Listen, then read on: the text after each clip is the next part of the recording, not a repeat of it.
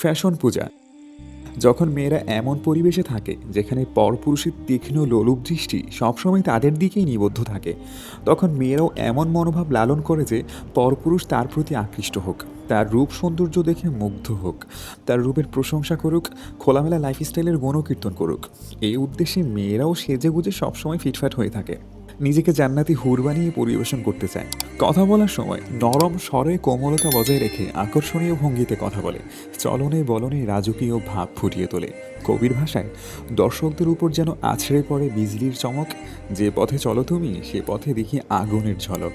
এরূপ পরিবেশে পড়াশোনার প্রতি মনোযোগ তো থাকেই না, বরং মন পড়ে থাকে ছবির কাছে।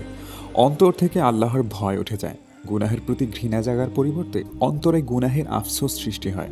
মানুষ প্রবৃত্তি পূজা, নারী পূজা এবং যৌন পূজার পথে ধাবিত হয়।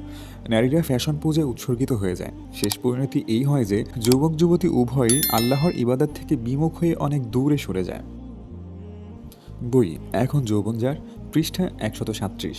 আসমানের আয়োজন, দুনিয়ার আবেশে আসমানের আয়োজনে।